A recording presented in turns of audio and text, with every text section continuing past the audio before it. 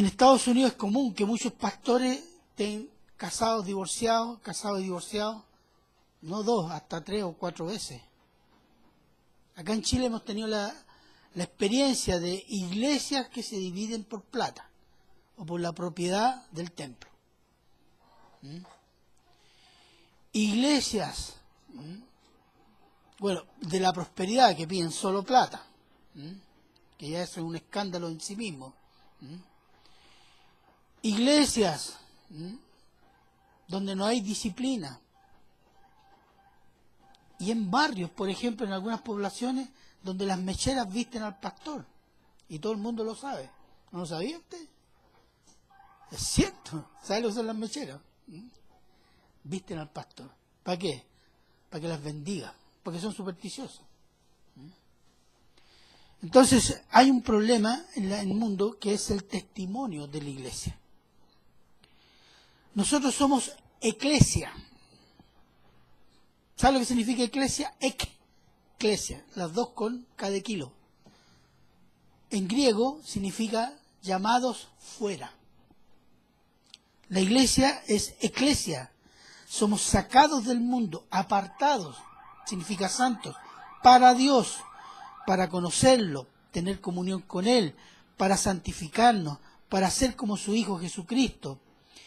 Y en la condición de hijo de Dios, somos sacados del mundo para ser hijos de Dios, hijos espirituales.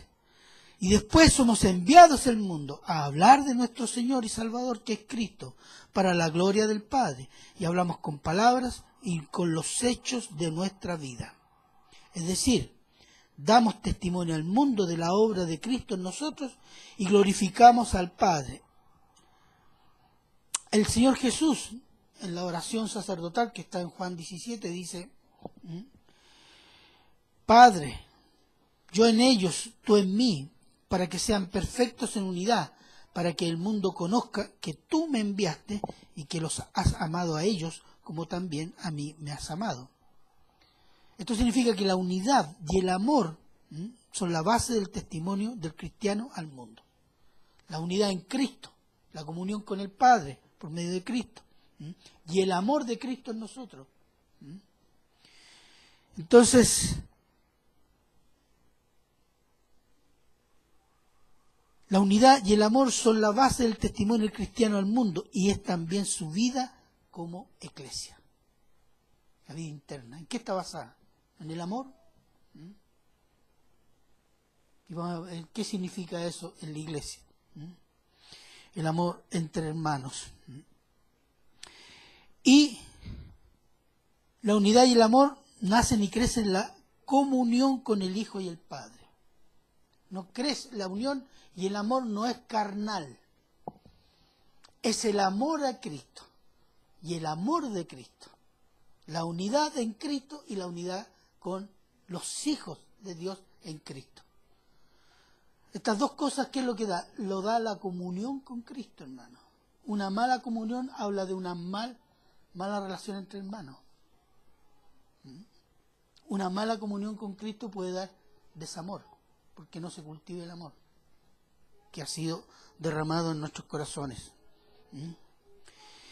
Entonces, la comunión, la obediencia a su palabra, sometiendo nuestro yo a la obediencia a Cristo, para agradarlo a Él y no agradarnos a nosotros mismos.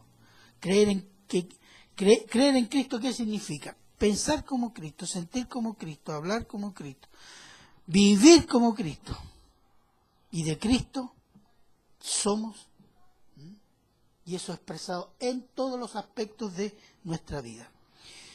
Este sermón se va a llamar La Iglesia, Testimonio de la Luz y el Amor de Cristo en el Mundo. Y vamos a Mateo 5, 14 y 16.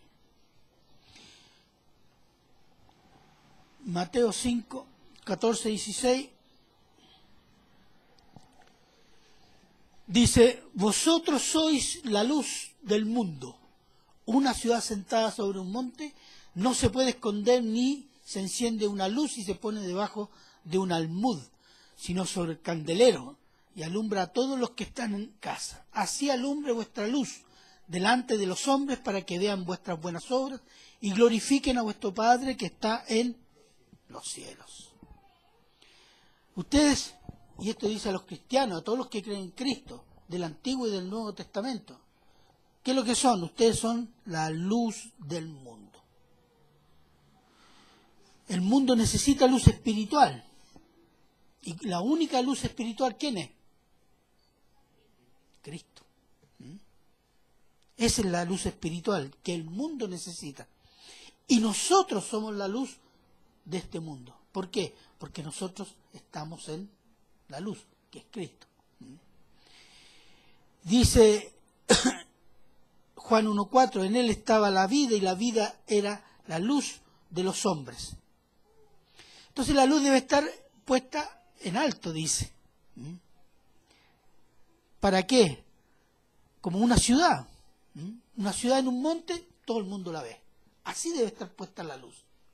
La luz es sinónimo de nuestro testimonio. La luz es para que alumbre lo que está oscuro. Se tiene que ver el testimonio. Que somos luz en Cristo. Que Cristo es luz en nosotros. Y después, si la guardamos y la escondemos, somos cristianos CNI. ¿Sabes lo que significa? ¿Ah? Cristianos no identificados. ¿Ah? No hay luz.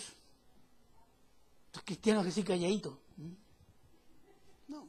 El cristiano tiene que vivir como cristiano, hablar como cristiano y predicar a Cristo. Presentar nuestro amado y Señor. Es su Señor. Lo ama. Es su amigo. ¿Qué hacemos con un amigo? Aquí está mi compadre y lo presento. Pero con Cristo no hacemos eso. Pero decimos que es nuestro Señor, nuestro Rey, nuestro amigo, nuestro sustento. Pero no lo presentamos, nos da vergüenza a veces. Entonces, ¿estamos siendo luz o no? No estamos siendo luz. Entonces, versículo 15 dice, la luz es para que se alumbre todo y a todos. No tiene sentido encender una luz y después guardarla y esconderla. En el versículo 16, que vuestra luz alumbre ante todos los incrédulos. Y como dijimos, nuestra luz es Cristo. Cristo es la luz espiritual. ¿De quién? Del mundo. Y particularmente ¿de quién? De los que creen en Cristo Jesús. ¿Cuándo? Cuando por fe nosotros confiamos nuestra vida en Cristo Jesús. Fe en la persona de Cristo. Fe en la obra de Cristo. Y en ese momento nosotros somos llenos de la luz de Cristo. Comenzamos a tener la luz de Cristo. Y confiamos en Él porque lo consideramos Rey y Dios. Y nos arrepentimos de nuestros pecados. Creemos en su sacrificio y muerte por nuestros pecados. Y cuando creímos en Él, vino el Espíritu Santo a vivir en cada uno de nosotros, para afirmar, formar y glorificar en Cristo en nosotros. Esa es nuestra luz. Cristo en el creyente. Para que vean nuestras buenas obras. Eso dice el versículo. Las buenas obras del cristiano no son para salvación, sino que son la señal de que somos salvos. Dice Efesios 2, 9, 10, no por obras para que nadie se gloríe, porque somos hechura suya, creados en Cristo Jesús, para buenas obras, las cuales Dios preparó de antemano para que anduviésemos en ellas. ¿Qué significa buenas obras? Le voy a mencionar varios aspectos. Para un cristiano, ¿qué significa buenas obras? No amar más la vida de incrédulo. Y desear conocer y amar las cosas de Dios. Luchar contra nuestros pecados de cada día. Desear conocer a Dios, dije, leyendo, estudiando, meditando su palabra. Orando al Señor por crecimiento espiritual, por la salvación de los incrédulos, por los hermanos, amando, soportando y ayudando a los hermanos, practicando el don que el Espíritu Santo ha puesto en cada uno para edificación de los hermanos, presentando a Cristo a los incrédulos y llamándolos a arrepentirse de sus pecados y que confíen su vida al Señor Jesús. ser un buen vecino, un honrado trabajador, un buen estudiante, un amante fiel de su esposa, un maestro de sus hijos o maestra. Uno que habla buenas palabras, sin garabatos, dice palabras que edifican, consuelan, que hace la diferencia en el hablar, en el comportarse y en el vivir con la manera de vivir, comportarse y hablar del mundo. Y cuando vean nuestras buenas obras, exalten y alaben a Dios y al Señor Jesús. Vean la luz de Cristo y quieran conocer a ese Jesús que cambió la vida de mi vecino, de mi colega, de mi pariente. Ese es el testimonio de la iglesia, del cristiano en el mundo. Y les repito, el incrédulo no viene a meterse acá en la iglesia, ni siquiera compra una Biblia, pero sabe que existe Dios. ¿Y cómo lee a Dios? Por el testimonio de los que se dicen creyentes. Cuando nos portamos mal, que Canutito es, saca la mugre la señora y el domingo va con una Biblia linda a pegarse en el pecho ahí con el pastor, a entregarle la plata. Pastor, debería ir a trabajar el pastor. Todos dijeron amén. Entonces, ¿se fija? En nuestro testimonio. Entonces, ¿qué está haciendo el incrédulo? Está leyendo a Dios por nuestra vida. Y si nosotros no damos buen testimonio de vida, Cristo es vituperado, que significa ofendido. Y Dios no es glorificado. Entonces no somos buenos cristianos, somos los peores, porque nos comportamos a veces como incrédulos. Entonces el testimonio que dice alguien que se dice cristiano, ¿sabe cómo lo van a mirar en el mundo? A ver qué dice. A ver, ¿qué hace? No, los cristianos hacen eso. No, si los canutos, yo tengo un pariente y no se comporta como este, es diferente. Este anda como nosotros en el mundo, como dicen ellos, los canutos. Entonces, ese testimonio es importantísimo, porque mucha gente va a llegar a Cristo a veces por el testimonio de un cristiano, ¿sabe usted? Y eso es importante. Su actitud solidaria, hablarles de Cristo, enseñarles de Cristo. Y a veces nosotros no sabemos lo que piensa la gente y lo que tiene en su corazón. Pero el testimonio de Cristo en nosotros, si nosotros somos fieles a ese testimonio que tenemos en Cristo, hay gloria para Dios y hay bendición para esas personas. A pesar de que a veces odian al evangélico, pero en algunos momentos, bueno, oye, ¿sabes que yo tengo un hermano enfermo, quisiera que podía orar? ¿Te fijas? Entonces, su testimonio es importante. Yo tengo esa experiencia cuando trabajaba en la Municipalidad de Recoleta. Todos los viernes los viejos iban a tomar. Y me decían, vamos a tomar. Entonces, no, ellos sabían que yo era evangélico. Entonces, decían, no voy, no. Sí. Al final me dijeron después, como la tercera, te tomáis una bebida nomás. Dije, no. ¿Por qué? Porque no es la bebida, es el compartir, el hacer la comunión con ellos, que ellos están tomando, echando garabatos, hablando de sexo, fútbol y quizás cuantas cosas más. ¿Cierto? Pero yo estoy en medio con mi bebida, ¿ves? Estoy dando buen testimonio. Mentira. Si estoy ahí, estoy compartiendo con ellos. Entonces, después ya no me dijeron más, pero no, este canuto. Al tiempo después varios de ellos se me acercaron. ¿Por qué? Pedir oración, pedir consejo. Porque eso les generó ¿qué cosa? Este es consecuente, este es confiable. Cuando dice no es no. Y cree, de verdad. Eso hizo creíble lo que yo les decía después. Si yo hubiera ido con ellos, todo este igual que nosotros. ¿Se fija cuál es la diferencia? El mundo constantemente está examinando al cristiano y a la iglesia, para denostarlo, para insultarlo, para insultar a Dios. Este es el Dios de los canutos, este es el Dios de este. Y el testimonio es importantísimo, entonces, de la iglesia y del cristiano personalmente. Primera de Pedro 2, 11, 12.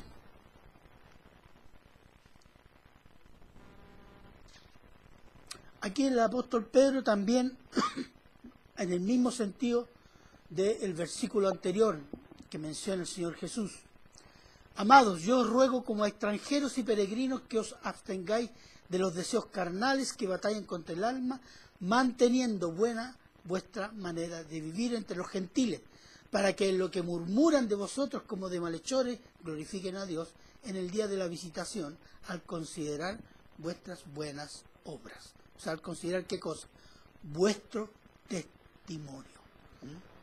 Extranjeros y peregrinos, ¿qué significa? Amados, ruego como extranjeros, nosotros somos extranjeros en esta tierra. Estamos de pasada, peregrinos. ¿Cuál es nuestra ciudadanía según Efesios? Celestial. Nuestra ciudadanía es celestial. Y después dice que os abstengáis. Esta palabra que viene traducida como abstengáis sería mejor traducida estén lejos de los deseos carnales que batallan contra el alma.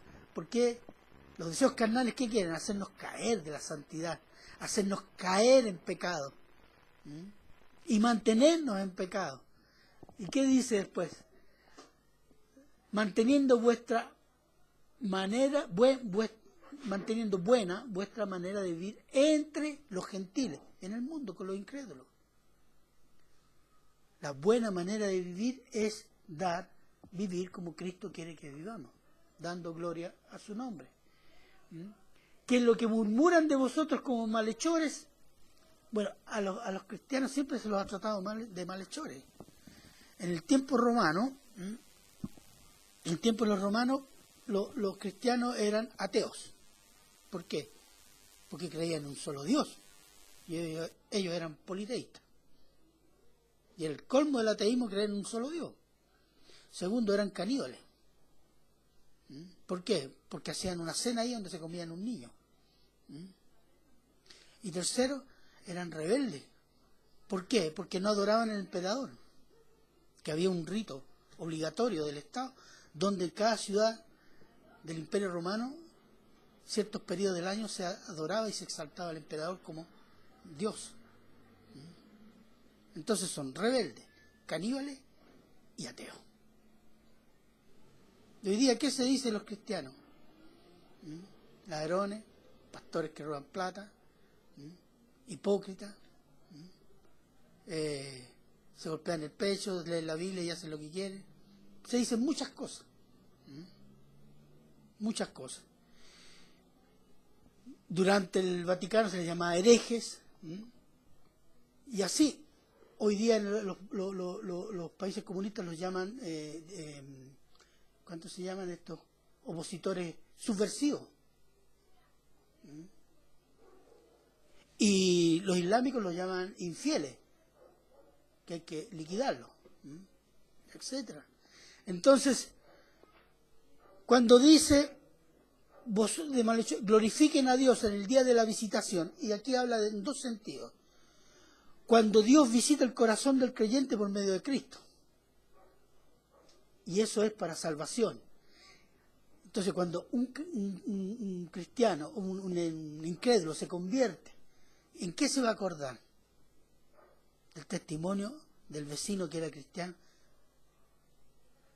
¿Cierto? Esto es lo que sentía, se acordaba. Ese testimonio ayuda, viene a la memoria.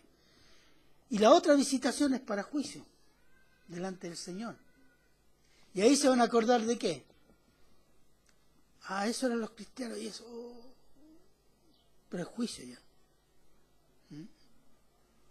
Entonces el testimonio del cristiano es parte del juicio y parte de la salvación.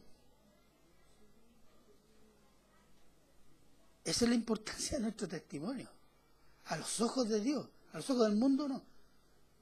Son bendecidos y a veces nos desprecian incluso aunque recibiendo ellos bendiciones. Pero no importa, porque nuestro testimonio es en relación a ¿quién? A Cristo. Yo tengo que hablar bien de Cristo, tengo que vivir como quiere Cristo, para que Cristo sea glorificado. Entonces,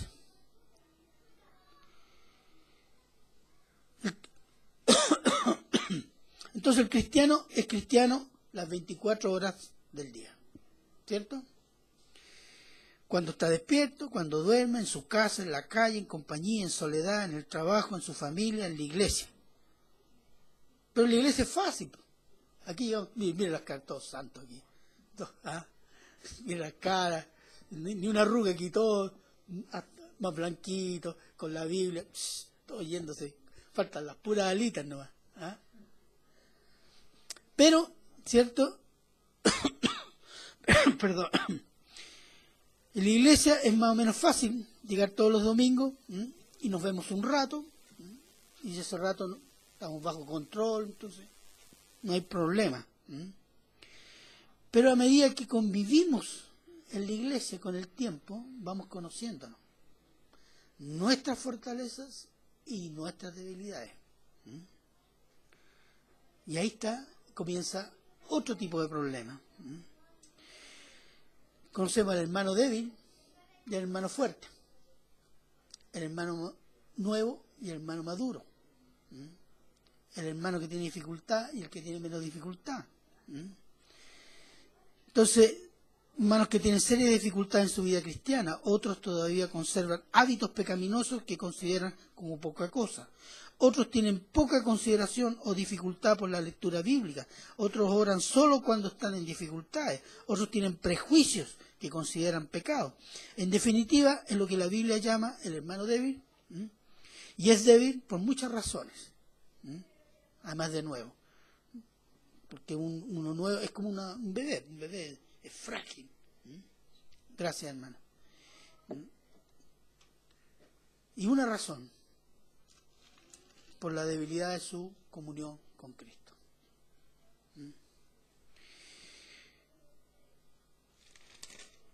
Por el hecho de ser nuevo, por el hecho de tener dificultad, no es un límite para tener comunión con Cristo. Más todavía, debería ser un estímulo para poder superar esos límites y esas debilidades.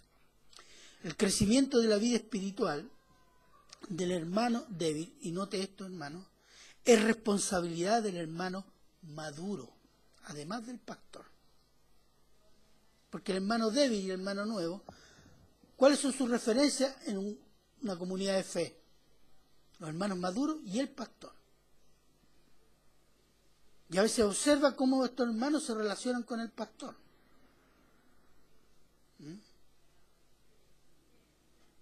El hermano nuevo, el hermano débil, tiene esa característica. Y todos hemos sido hermano nuevo, hermano débil, ¿o no?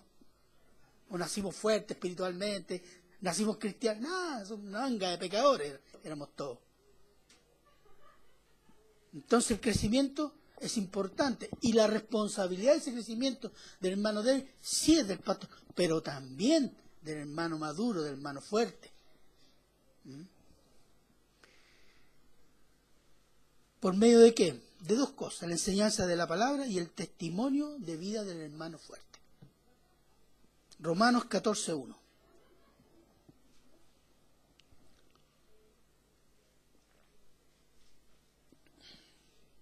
Dice, recibid al débil en la fe, pero no para contender sobre opiniones. ¿Qué significa esto? Aceptar personalmente al débil en la fe, al nuevo, al que tiene dificultad en entender. Pero, ¿por qué el apóstol en la carta a los romanos escribe esto? Porque en la iglesia de Roma había un problema entre hermanos que se consideraban más fuertes y hermanos que eran más débiles. Y da este mandato: recibid al débil en la fe, pero no para contender sobre opiniones, es decir, no para juzgarlo por sus opiniones. De eso se refiere. Y le voy a dar explicarle un poco el contexto. En ese tiempo, en Roma, habían hermanos, habían hermanos que habían creído en Cristo, pero que eran judíos. Y como judíos consideraban importante todavía ciertos ritos judíos.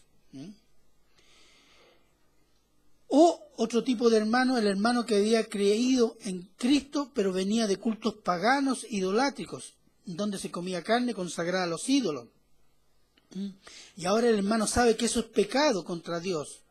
Y si ve un hermano cristiano maduro comer carne consagrada a los ídolos, porque la carne consagrada a los ídolos en el mercado era más barata,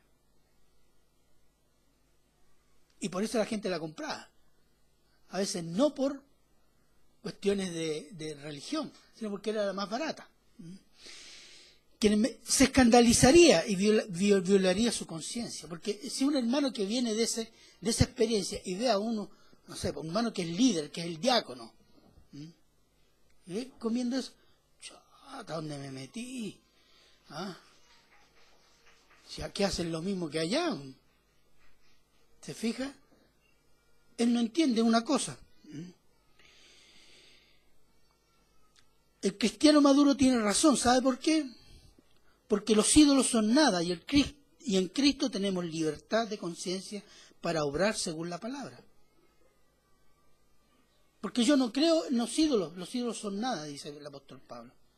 No sirven para nada. Y la carne consagrada, nada. ¿Pero qué puedo comer? ¿Estoy pecando? No. Porque Cristo es más fuerte en mí. Y mi conciencia está libre del sentimiento de culpa de que estoy haciendo un rito pagano. Si no hay un problema de conveniencia económica también. Pero tiene esa libertad de conciencia según su palabra. Pero el cristiano maduro también tiene que pensar esto, y fuerte, tiene que obrar según el amor de Cristo. Es decir, si mi libertad en Cristo me permite comer carne consagrada a los ídolos que no son nada, pero si esa actitud va a escandalizar la conciencia de mi hermano débil y va a arruinar su fe y tal vez no venga más a la iglesia, no voy a comer.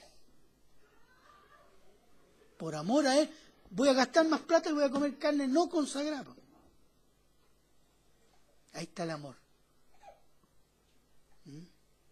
Ahí está el amor del hermano. Para no ser tropiezo a la obra de Cristo en mi hermano. Porque esa actitud es de tropiezo para la obra que Cristo está haciendo en él. Viola su conciencia. Él no tiene la libertad de conciencia que yo tengo porque es un cristiano maduro.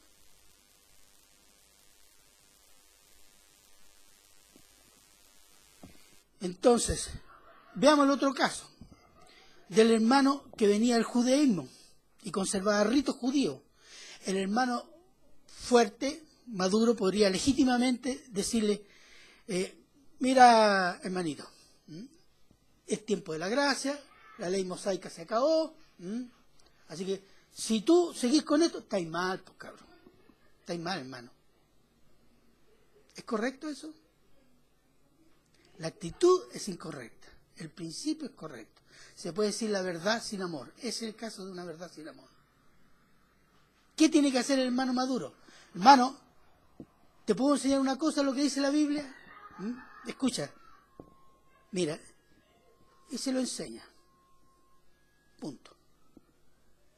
Para que él piense, para que la palabra trabaje en él. Y no decir, mira, punto por punto, esto tenéis que creerlo, esto tenéis que creerlo, esto otro no tenéis que creerlo. No.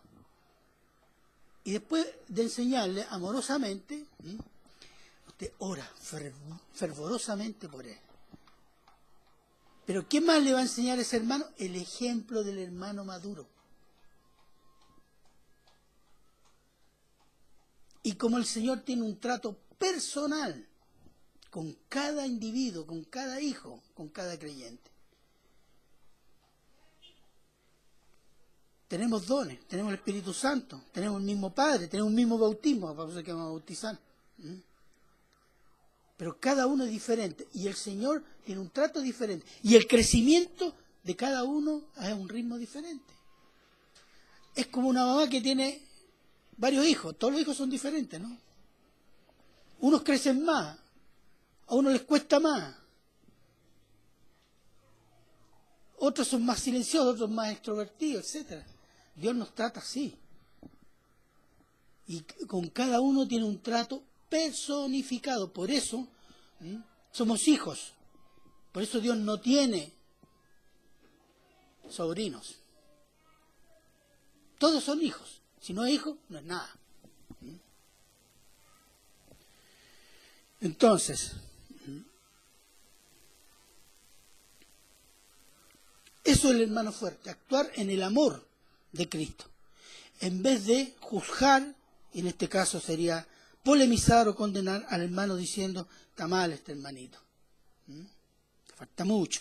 No, se sabe, incluso hermanos débiles, que tienen dificultades, el hermano fuerte tiene que ayudarlo, instruyéndolo con la palabra de Dios, y indudablemente con un buen ejemplo. Primera de Corintios 8, del 9 al 13.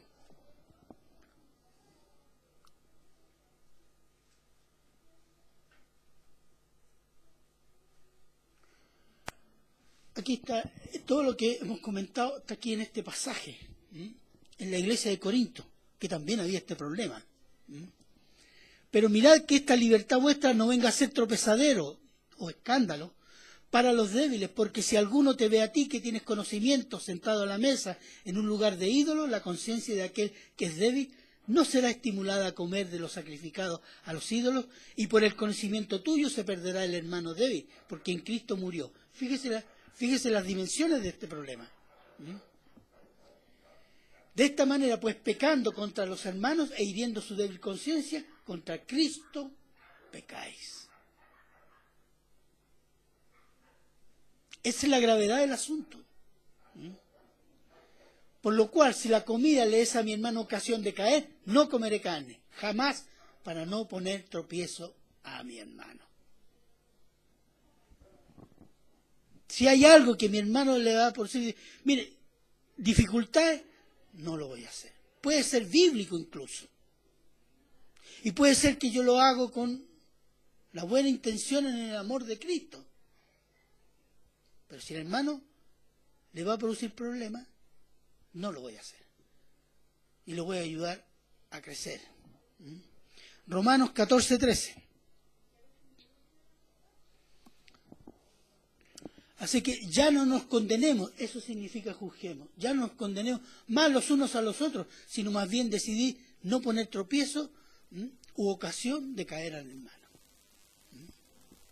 Y esa es la actitud del hermano maduro dentro de la iglesia. Y en eso se juega el testimonio, no solo dentro de la iglesia, sino fuera también. Porque por esta actitud se han dividido iglesias, hermano. Porque en iglesias se han levantado caudillos, ungidos, creen que las saben todas y arrastran con un grupo de gente y forman su propia iglesia, no respetando las debilidades de los otros.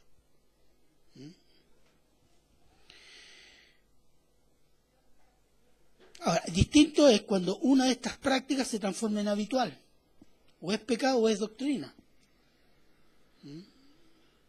Si el hermano judío sigue, insiste, lleva 5 años en la iglesia y cree que todavía tiene que respetar el día sábado, no comer chancho y no sé, guardar los días de fiesta, igual. Entonces hay un problema ya doctrinal. O una actitud que no es buena, en este caso, por ejemplo, del hermano que viene, que en el caso de acá que venía de los ritos paganos, que considera que todo, comer, y al final dice comer cualquier carne es idolatría. No. Entonces se está transformando en doctrina algo. Entonces, eso ya el tratamiento es diferente. Pero cuando es un hermano débil, sobre todo cuando es un hermano no, el tratamiento es diferente. Hay que educarlo, hay que enseñarle, hay que mostrar el buen testimonio de la palabra de Dios, con amor y fortaleza. Entonces, el buen testimonio y la fidelidad bíblica es exigida a los líderes y a los hermanos fuertes. ¿Sabe usted?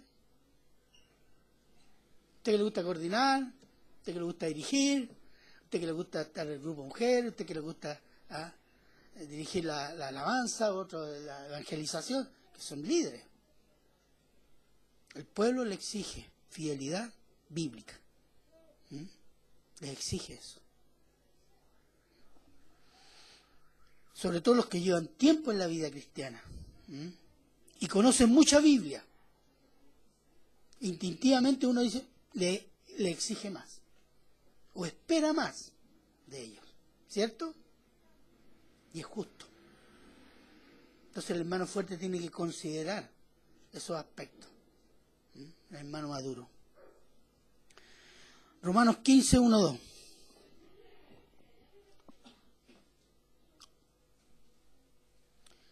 Así que los que somos fuertes, amén. Amén, amén, amén. Todo fuerte aquí, amén. Debemos soportar las flaquezas de los débiles y no agradarnos a nosotros mismos.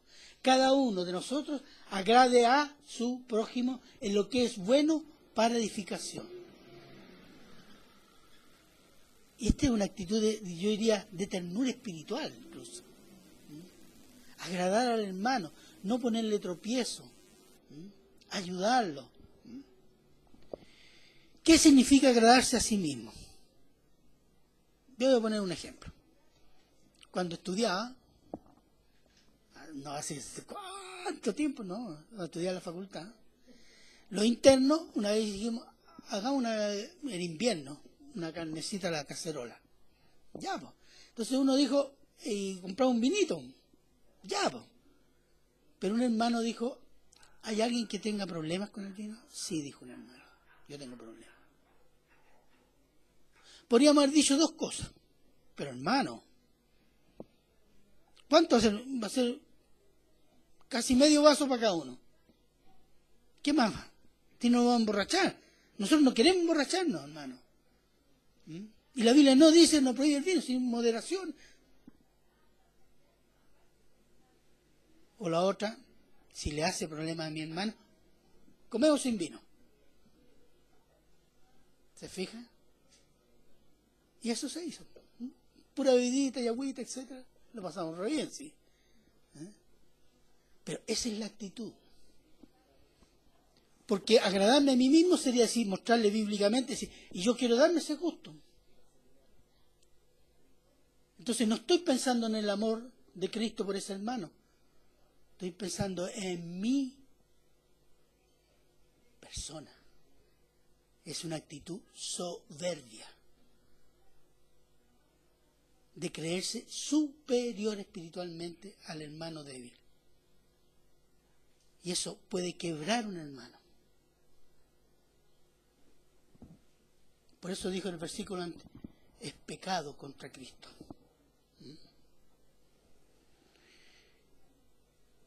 Entonces,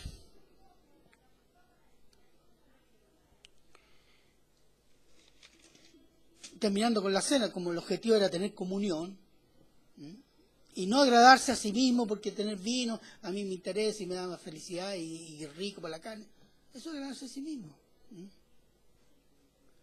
Muchas veces nosotros tenemos ese problema. Tal vez hacemos cosas, a ver, por ejemplo, yo voy a poner un ejemplo. Yo, pastor, soy solo, y se reunieron a todas las hermanas los sábados para enseñarle la Biblia. Todos los sábados de la noche con un tecito, con dulcecito, galletita, etcétera. Todos los sábados, pastor solo ahí como el profeta de Peñalolén. Con las hermanas de la iglesia, casadas, solteras. Yo en mi corazón quiero enseñarles Biblia. Pero vamos a tener un problema. Primero, las que son casadas, los maridos van a empezar y los otros hombres que no son casados, este se las quiere agarrar todas.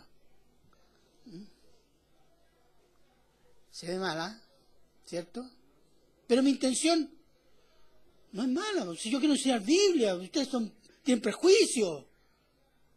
Ustedes están atrasados. No, hermanito, ustedes están mal. Eso es agradarse a sí mismo. Y si alguien me dice, ¿sabe, pastor? Eso se llama... Tiene razón, perdón, hermanas. Porque no solo me agrada agradarme a mí mismo, yo agravio a esas señoritas y a esas señoras. Y le pongo tropiezo a los maridos y a los hermanos solteros. ¿Cierto? Eso es, agradarse a sí mismo. Y nosotros a veces incurrimos en eso, hermano. Incurrimos en eso. Hábitos que no consideramos, pero dan mal testimonio. No es correcto. Téngalo presente, revise su vida, en la iglesia y fuera de la iglesia. ¿Cómo está su testimonio? Sus vecinos pueden decir algo bueno de usted, que ha cambiado, que es diferente, que ahora, no sé, cualquier cosa buena, positiva. Es más escuchado porque se ha producido legítimamente y realmente un cambio en toda la línea de su vida, y eso el mundo y los hermanos lo notan. ¿Se ha preguntado eso? ¿Sus parientes? Todas esas cosas deberían ser una preocupación nuestra. Filipenses 2, 3, 4.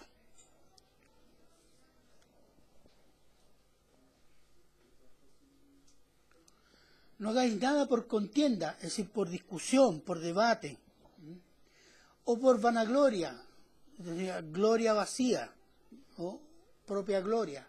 Antes bien, con humildad, estimando cada uno a los demás como superior a él mismo, no mirando cada uno por lo suyo propio, sino cada cual también por lo de los otros. Esto significa, miren, humildad, estimando al otro, importante. Mi hermano es débil, pero es importante para Cristo, ¿o no? Exacto. Entonces eso es lo que yo debo considerar. Aquí no es el único importante, soy yo, porque yo sé toda la Biblia, ¿no? Que cada alma es vital importancia para Cristo. Él murió en esa cruz por cada una de estas almas, que Él los llama los niños, estos pequeños, que somos todos nosotros.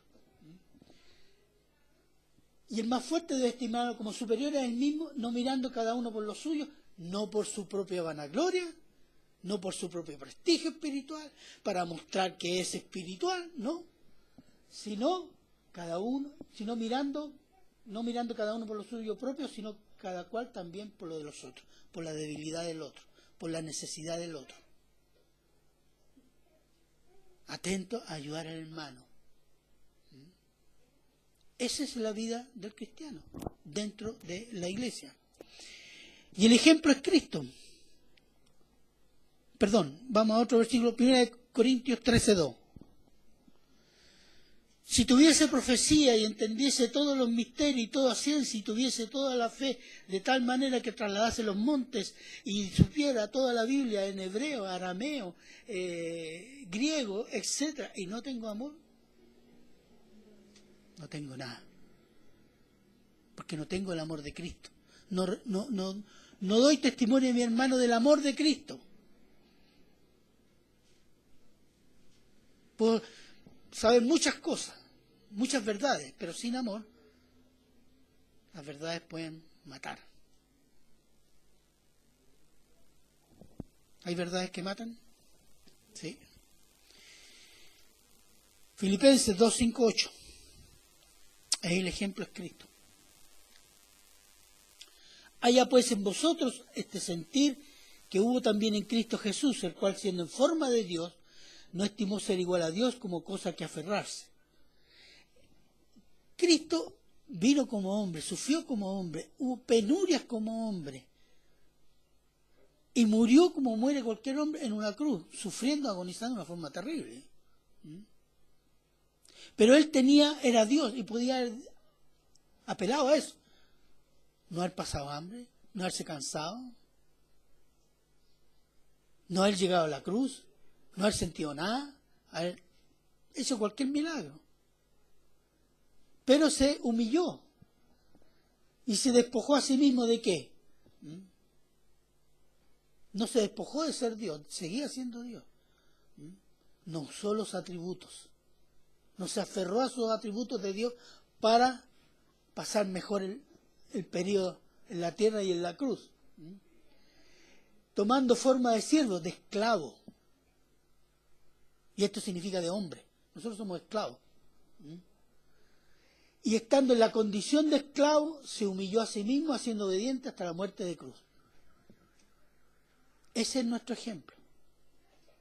Cristo, cuando muere, agrada al Padre y glorifica a Dios y bendice a los hombres y mujeres que creen en Él. ¿Qué hizo? Se humilló como hombre. Se rebajó a ser esclavo como nosotros, pero sin pecado. Ese es el ejemplo que tenemos, hermano. Cuando ve a un hermano de él, usted haga como Cristo. Comienza a enseñarle con amor, no haciendo nada de las cosas de los problemas que él tiene, que lo vayan a decir, estos son los cristianos. No, hermana, no vengo más a la iglesia. Ese es un testimonio de la iglesia. Dentro de la iglesia y fuera de la iglesia. Cuando nosotros damos testimonio afuera de vivir como Cristo, el amor de Cristo para los incrédulos es la predicación, que se salven del pecado.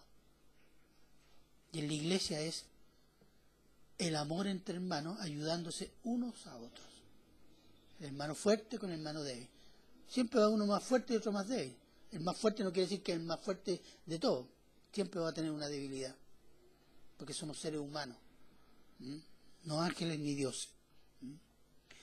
Entonces, eso es agradar a Cristo en la iglesia, el llamado del amor. Efesios 4, 1, 7, y aquí cerramos con este versículo. Yo pues, preso en el Señor, os ruego que andéis como es digno de la vocación con que fuisteis llamados, con toda humildad. La vocación que fuiste, ¿cuál es la vocación? Santidad. Fuisteis llamados con toda humildad y mansedumbre. Mansedumbre, ¿qué es lo que es? Ser manso. No sé, ¿qué? Manso, mansedumbre. Soportándoos, eso es importante. Soportándoos con paciencia los unos a los otros en amor, solícitos en guardar la unidad del espíritu en el vínculo de la paz. Un cuerpo y un espíritu, como fuisteis también llamados en una misma esperanza de vuestra vocación. Nótese, santidad. Un Señor, una fe, un bautismo, un Dios y Padre de todos, el cual es sobre todos y por todos y en todos. Pero a cada uno de nosotros le fue dada la gracia conforme a la medida del don de Cristo. Nosotros tenemos varias cosas en común. Un Señor, una fe, un bautismo, un Dios, un Padre, una iglesia podría ser. Pero cada uno les da un don diferente. Y el concepto del apóstol Pablo que la iglesia es un cuerpo. Es uno, pero todos diferentes que se complementan unos a otros. ¿Basado en qué? En una relación de amor. Amor que recibimos ¿de quién? De Cristo. Y esa es la vida de la iglesia, hermano, para que reflexione en su vida personal y reflexionemos como iglesia, hermano. Es necesario porque a todos nosotros y a la iglesia se le va a pedir cuenta de su testimonio también. Mira lo que hiciste y mira lo que decían de mí. Aquí los únicos que hablan de Cristo en el mundo no son las universidades, ni los periódicos. Son los cristianos. Y esos tienen el llamado. Id por todo el mundo y predicar el Evangelio a toda criatura. Eso es. Bien, hermanos, oremos. Padre bueno, Padre eterno, Padre misericordioso, darte las gracias, Señor, por esta exhortación que hace tu palabra, Señor, a que tus hijos sean humildes, llenos del amor de Cristo, para dar testimonio de Cristo en la iglesia y en el mundo, y tu nombre, Padre eterno, sea glorificado. Yo quiero pedirte perdón, Señor, que tantas veces nosotros no hemos seguido este mandato. Queremos pedirte y rogarte que pongas en nuestro corazón el deseo de crecer en comunión contigo por medio de tu palabra, Señor, la meditación y la oración de tu palabra, Señor. Padre eterno, yo ruego que el Espíritu Santo haga fructificar esta palabra en nosotros, en cada uno de los oyentes de este momento y los que lo van a escuchar por internet, Señor. Bendito Padre, bendícenos de esa manera, para gloria tuya, Señor, y para bendecir a tu pueblo y poder predicar, Señor, a Cristo entre los incrédulos que están alrededor nuestro. Te damos gracias, Señor, por todo lo que vas a hacer. Te lo agradecemos en el nombre de Cristo Jesús. Amén.